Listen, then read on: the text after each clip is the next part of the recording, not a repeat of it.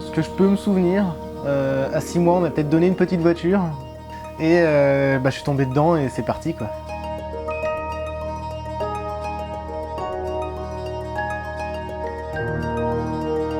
J'ai toujours été passionné de voitures et plus particulièrement d'automobiles anciennes.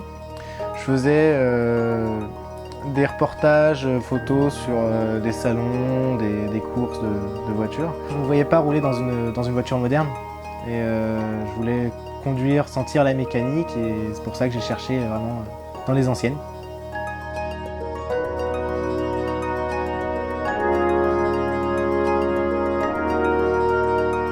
Je m'appelle Loïc Masqui, j'ai 19 ans et je roule en Fiat 850 Coupé Sport de 1969.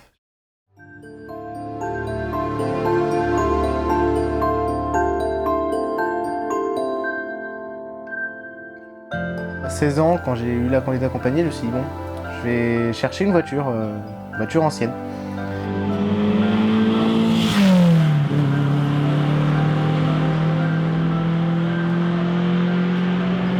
Ce qui me plaisait le plus, c'était tout ce qui était Alfa Romeo Junior, les Berton, les BMW 1602 2002.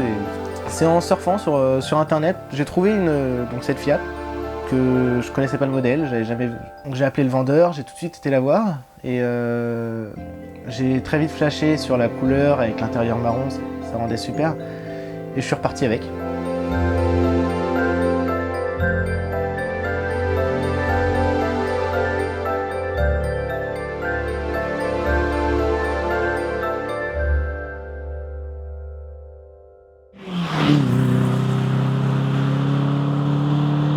D'abord, j'ai commencé à profiter de la voiture avec mes parents, parce que du coup, on est accompagné. Mais au fur et à mesure, je me disais, bon, je vais changer cette petite pièce qui est un peu cassée, je vais changer celle-ci. Puis un jour, je me suis dit, je vais refaire le blackson, donc le soubassement de la caisse. J'ai trouvé des réparations vraiment bâclées. Donc à ce moment-là, d'abord, une grosse déception, puisque se dire, bon, en fait, elle est pas si propre que ça, quoi. Puis je me suis dit, allez.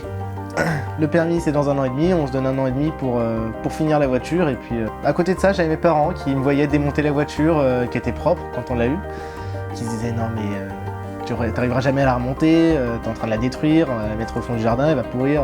Donc je me battais un peu avec eux, j'étais un peu tout seul sur le coup et ça m'a presque plus motivé qu'autre chose puisque je me suis dit allez Loïc on va y arriver, on va la finir cette voiture, on va leur montrer qu'on est capable de finir quelque chose.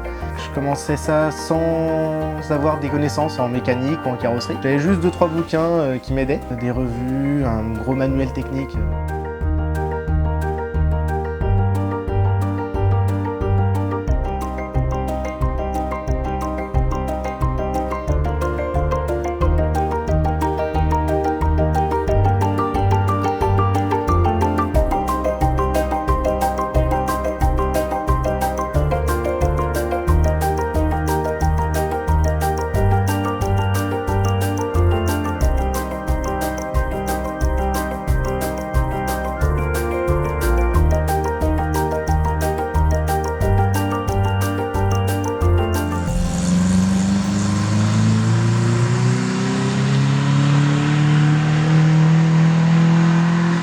Finalement, la restauration s'est pas passée exactement comme prévu puisque elle a pris du retard. En fait, je l'ai ramené chez un carrossier la première fois qui m'a fait en fait un travail bâclé avec pas mal de défauts sur la peinture. On était à peu près, on était fin juillet. À ce moment-là, je promets à des amis que j'exposerai la voiture sur leur stand à Chantilly-Air Élégance le 6 septembre.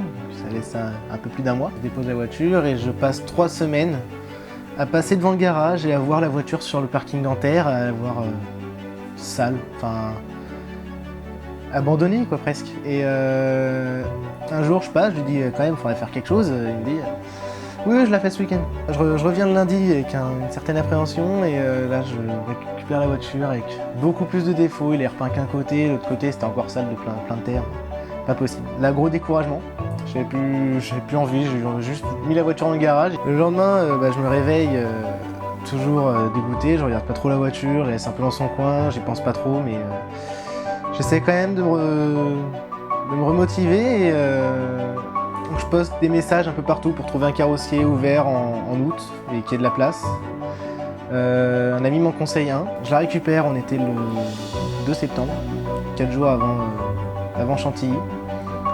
Et là je passe 3-4 nuits blanches à remonter la voiture avec un ami qui vient m'aider de temps en temps.